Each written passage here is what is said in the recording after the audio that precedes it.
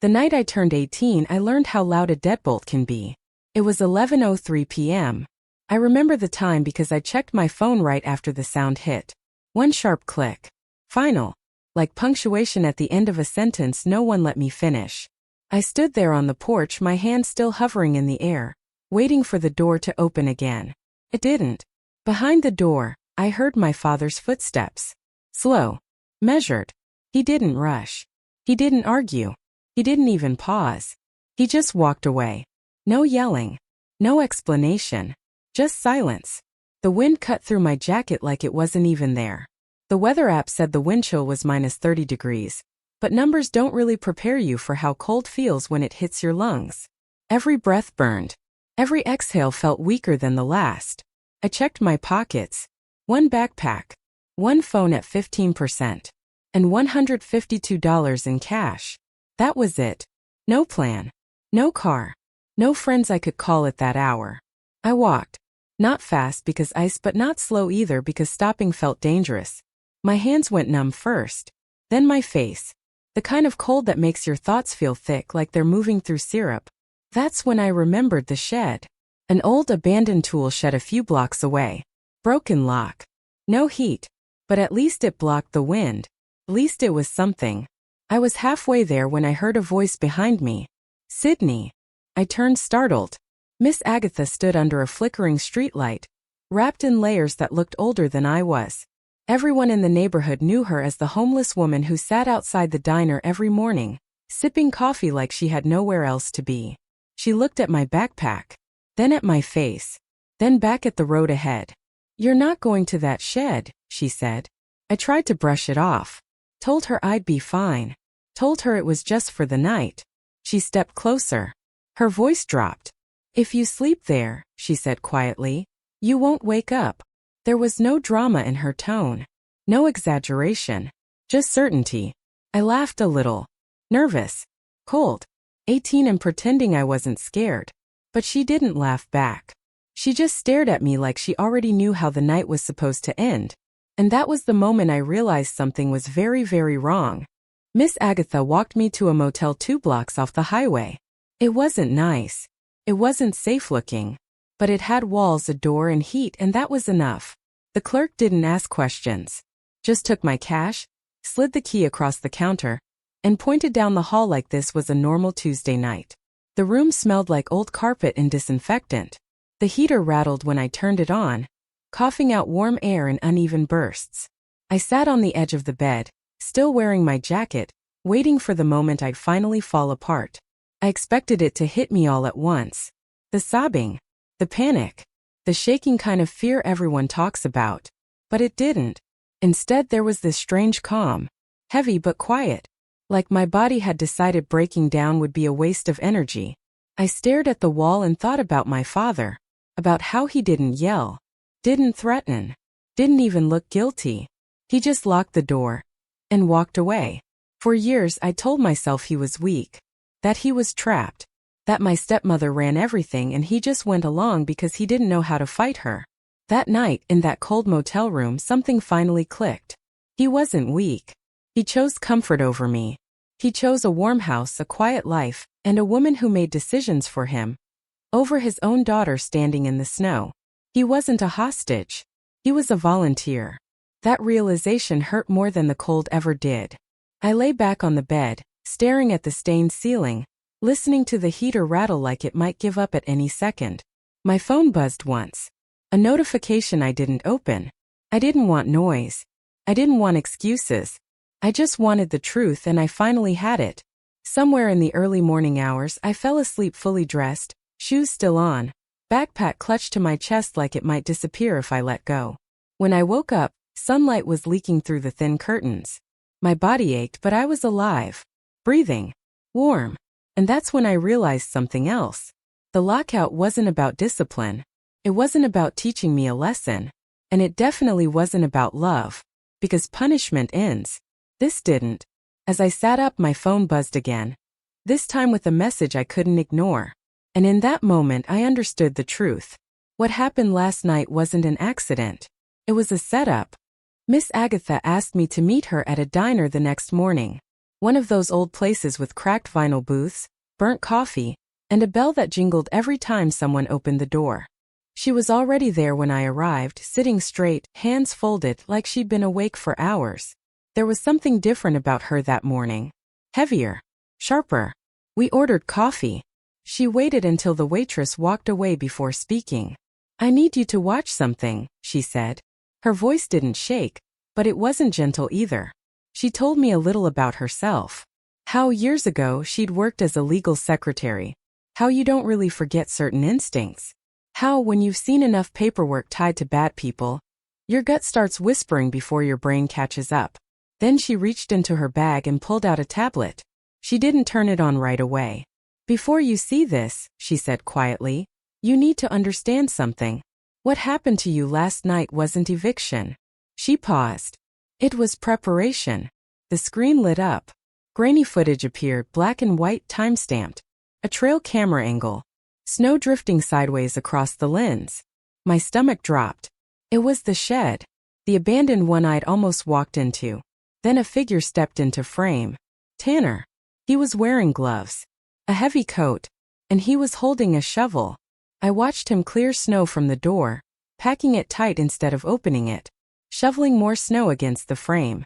Blocking the cracks. Sealing it shut. I couldn't breathe. Then he laughed. Actually laughed. He leaned against the door, pulled out his phone and typed something. I didn't need to see the message to know who it was for. My hand started shaking. Not from fear, from understanding. Miss Agatha reached over and paused the video. "That wasn't eviction," she said softly. "That was a tomb." I stared at the frozen image on the screen. At the snow. The shovel. The casual cruelty of it all. If I'd ignored her warning. If I'd stepped inside that shed. If I'd closed that door behind me. I wouldn't have made it through the night. The cold would have done the rest. I looked up at her, my throat tight, my voice barely working. "Why?" She didn't answer right away. Instead, she took a slow breath, folded her hands again, and looked me straight in the eyes. "Because," she said, "your death wouldn't have been a tragedy to them. It would have been a payout."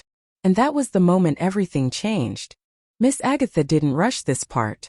She let the silence sit between us, heavy and uncomfortable, like she wanted me to feel it before I understood it. Then she spoke. "You have a trust fund," she said. "One your grandfather set up years ago." I frowned. "I've never seen $1 of it." "That's because it unlocks at 18, she replied calmly. "Which you turned last night." My chest tightened. She explained it slowly, carefully, like someone walking another person across thin ice. The trust was designed to transfer full control to me the moment I became a legal adult. But there was a clause. A cruel little contingency buried deep in the paperwork. If I didn't sign the release documents, if I was deemed unavailable, if I was gone, then the money didn't disappear. It went to my father. The words felt unreal, like they belonged to someone else's life, not mine. "So the lockout," I said, my voice hollow, "wasn't meant to scare you," she finished. "It was meant to remove you." The room seemed to tilt. This wasn't about teaching me a lesson. It wasn't about discipline or tough love. It wasn't even about control. It was about erasure. They didn't want me out of the house. They wanted me out of the picture. I thought about the deadbolt clicking into place. About my father standing there watching, saying nothing. About the way he turned away instead of stopping it. He wasn't trapped. He wasn't helpless. He chose this. And suddenly, every excuse I'd ever made for him collapsed. "He wasn't a hostage," I said quietly. "He was a volunteer." Miss Agatha nodded once. No surprise in her eyes. Only confirmation. That's when the anger finally arrived. Not loud. Not explosive. Cold. Focused. Sharp. "This was attempted murder," I said. "Yes," she replied. "And now you get to decide what happens next." We didn't argue. We didn't debate. There was only one path forward. The police. The bank. The paperwork they never thought I'd read. I finished my coffee, hands steady now, mind painfully clear. I wasn't running anymore. I wasn't surviving.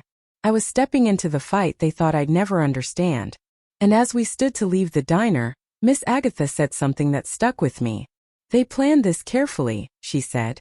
But they made one mistake. What's that? I asked.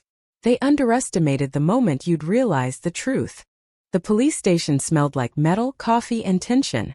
Miss Agatha drove us straight there, the tablet clutched tightly in my hands. Every red light felt like it was counting down, ticking closer to the moment I'd finally face them. Detective Miller was waiting, sitting behind a desk that had clearly seen better days. Salt and pepper hair, tired eyes, permanent lines etched into his face. He didn't flinch at the video. He didn't blink. He simply watched. I watched him watch it. When it ended, he leaned back, rubbing his jaw. Attempted manslaughter. He muttered low, almost to himself. Reckless endangerment at the very least. We'll pick him up. I should have felt relief. I should have felt safe. But instead there was this pit in my stomach. A cold twisting knot that wouldn't untangle. And my stepmother? I asked, my voice quiet but firm. Miller shook his head. The video shows Tanner. We can question her, but right now the warrant is for him. Tanner was arrested an hour later. And just like that, I thought it would be over. I thought Leslie would realize she had lost, that the plan had crumbled. I underestimated her. 2 hours after Tanner was in custody, my phone buzzed. A message from an unknown number. Come home and sign the papers, Sydney. Or the cold won't be the only thing that hurts you. I stared at the text. She had used the family funds, my trust funds, to bail out the person who tried to kill me. Not retreating. Escalating. I showed it to Agatha. Her eyes narrowed, sharp and calculating. It's called an extinction burst, she said, matter of fact. Extinction burst? When control stops working, manipulators escalate, she explained. Like a toddler screaming louder when candy is withheld. Leslie's losing control, Sydney. And cornered animals? They attack. My pulse quickened. She knows the police are involved. She knows there's proof. Now the deadline is 48 hours. If you don't sign, she loses everything. But that desperation? It's dangerous. And desperate people get reckless. I clenched my fists around the tablet. Every nerve screamed. My mind raced ahead to what was coming, but for the first time it wasn't fear. It was clarity. Leslie wasn't stopping. She wasn't bargaining. She was fighting back with every weapon she had: money, lies, manipulation. And I was about to meet her head on. I took a deep breath, steadying myself. Then we go next, I said. We don't wait. We don't hide. Agatha smiled, a thin, sharp grin. Good. Let's go make sure the next move is ours. The city felt colder than ever as we stepped outside. But this time I wasn't alone. I wasn't just surviving. I was preparing. The fight wasn't over. It was only just beginning. By morning, the weight of Leslie's reach hit me like a second blizzard. My accounts were frozen. Every safety net I'd left, every tiny cushion I'd relied on, it was gone. She wasn't just trying to control me. She was trying to erase me. Then the social media notifications hit. My phone exploded with messages from high school friends, distant cousins, even strangers. Is it true? Are you okay? I opened Facebook, my stomach twisting. There it was, a long rambling post from Leslie tagged with my name. Every word was a calculated hit. Please help us find our daughter, Sydney. She's had a mental breakdown. Drugs are involved. We're so worried. If you see her, do not approach. Call us immediately. I stared at the screen. Every sentence was a lie. Every word designed to poison perception, to turn anyone who saw it against me. She was painting me as unstable, dangerous, untrustworthy. Before I even had a chance to speak. Then my phone rang. My father. I let it go to voicemail, but curiosity, maybe residual loyalty, made me listen. His voice trembled, heavy with guilt, soaked with sorrow. Sydney, please. You're tearing this family apart. Just come home. We can fix this. It's all a misunderstanding. Tanner didn't mean it. I pressed pause. My chest felt tight. Misunderstanding? Attempted murder? That's your misunderstanding? I showed Agatha the voicemail. She listened quietly, eyes narrowing. When it ended, she spoke with a calm precision that cut through the chaos. Leslie is cornered, Sydney. And cornered people lash out. She's fighting a war with rumors. And you? You're about to fight back with ink. Her words settled over me like armor. Not vengeance born of anger but of strategy. Not chaos but calculated retaliation.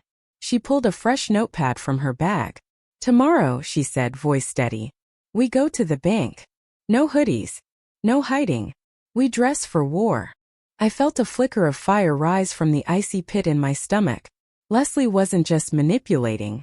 She was trying to break me, dismantle me piece by piece.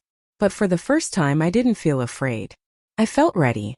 And that readiness, that clarity, was more dangerous than any weapon she could wield. The game had shifted. The pieces were moving, but I wasn't just on the board anymore. I was taking control.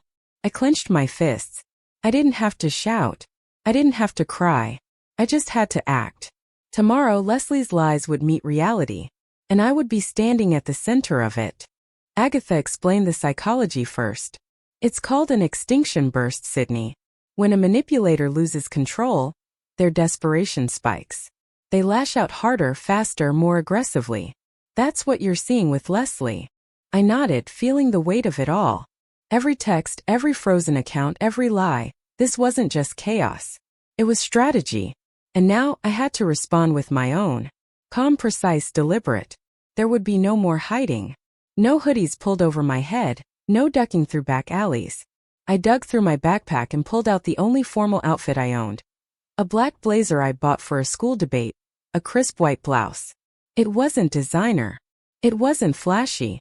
But it was sharp. Clean. Intentional. Armor. Agatha watched me, her gaze steady.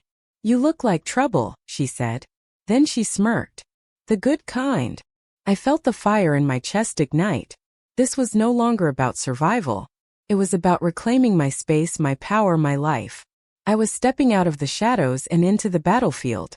We planned the day carefully. Every step, every move rehearsed in my mind. Bank lobby first, public setting, witnesses everywhere. No impulsive confrontation. No emotional reactions. Precision. Authority. Command. The morning air bit at my skin as we approached the bank. Snow crunched under our boots. My blazer felt heavy with purpose. My backpack, once just a survival kit, now carried nothing but confidence. Agatha walked beside me, her presence both comforting and commanding. We were a unit. Not just survivor and protector. Strategist and enforcer. I took a deep breath and pushed through the doors. The lobby was grand, marble columns and hushed tones, but I didn't flinch. Every eye that flicked toward me, every whisper I felt brush past my ears, I ignored. I had a mission. Leslie and my father were there, already in motion, performing their roles. Concerned mother. Helpless father. They didn't see me as a threat. Not yet. But I knew something they didn't. The pieces were in my hands now, and I was ready to move them. This wasn't just a bank visit. This was the first strike. A warning. A statement. The battle wasn't over, but the tide had already turned. And tomorrow everyone would feel it. The doors slid open, and the world of marble and muted murmurs swallowed us whole. Every step I took echoed with intent. Agatha walked just behind me, silent, steady, like a shadow with purpose. Leslie was already there, playing the part she'd practiced for years. The concerned mother, the worried guardian. She rushed toward me, arms open, her voice soft and urgent. "Sydney, thank God we found you. We've been so worried." I stopped, held up a hand. Calm.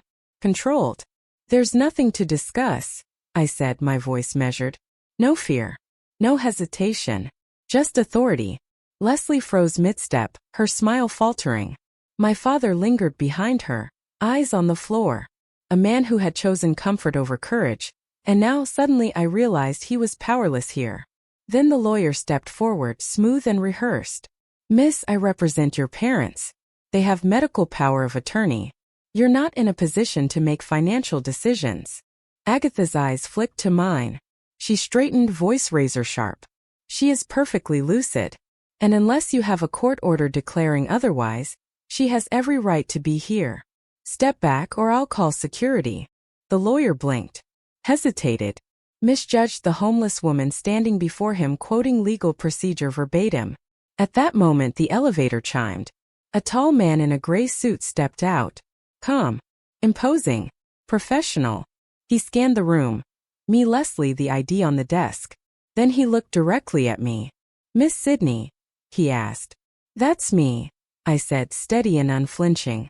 "I'm Henderson, the senior trustee. I've been expecting you, he said, voice cool as ice.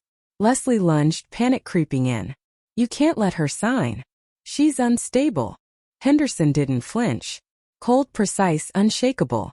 Mrs. Leslie, the terms of the trust are explicit. The beneficiary turns 18. She signs. Unless there is a court order, nothing stops her. Leslie faltered.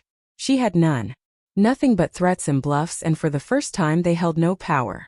Henderson gestured, ushering Agatha and me toward the elevator. As the doors closed, I caught the flicker of terror on Leslie's face. She knew. It was over. Upstairs, the office smelled of leather and quiet authority. The documents were a mountain, but I signed page after page, hand steady, breath controlled. Every stroke of the pen was liberation, a reclaiming of my life. Subsidiary accounts, I said, finishing. Freeze them. Cancel the cards. Lock down everything. Henderson nodded, tapping commands into his keyboard. Done. I leaned back, exhaled. Safe. Free. But Henderson wasn't finished. A sealed envelope slid across the desk. A clause your grandfather added a week before he died, he explained. Negligence liability. He anticipated scenarios like this. If you were harmed due to your guardians, the estate automatically funds investigation and prosecution. I stared. The irony was perfect. They tried to kill me for money, and that same money would now destroy them. Agatha nodded. Do you want to proceed? Yes, I said. Simple. Cold. Precise. Justice finally in my hands. A week passed. Minneapolis finally thawed, but my world stayed sharp, alert, focused. Every sound, every movement, every message was a potential signal. I had the estate, yes, but more than that, I had leverage. Power. Justice. Henderson had laid it all out. The negligence clause my grandfather inserted before he died, it wasn't just a safety net. It was a weapon. Every bank record, every spending log, every signature tied to my guardian's greed was already compiled. Every misstep they made was documented, ready for prosecution. Leslie had no idea how thoroughly she'd been outmaneuvered. Tanner was already in juvenile detention. My father was powerless, stripped of the ability to intervene. The tables had turned, and the only person in control now was me. I looked at Agatha, and she gave that faint, approving nod. The signal was clear, move forward. Proceed, I said, voice steady, cold, decisive. Emails were sent. Investigations initiated. Lawyers retained. Every legal mechanism triggered perfectly, automatically. The money they had tried to use to control and harm me was now fueling the consequences of their own choices. Leslie's reaction came in real time. First panic. Then desperate attempts at damage control. Every text, every call, every social media post was futile. The law was in motion. The estate's resources were already aligned against her. Tanner? Gone from the equation. Leslie? Cornered, scrambling. My father? A man forced to reckon with every choice he had made. Every compromise, every surrender of integrity, they all came crashing down. I watched it unfold from my apartment, a small sunlit space that finally felt like mine. I didn't gloat. I didn't need to. Seeing them undone without my interference was more satisfying than I could have imagined. The world outside was slowly shaking off winter's grip. Snow melted, puddles reflected the morning sun, the city breathing again. Inside, the calm was absolute. Agatha brewed tea, Chloe stirred soup, and I planned the next steps. Meticulously. Strategically. Like the person I had always had to become in order to survive. And then came the knock. I froze for a heartbeat, but instinct and clarity told me who it was. My father. His coat was thin, his face gaunt, eyes wide, almost pleading. Sydney, he rasped.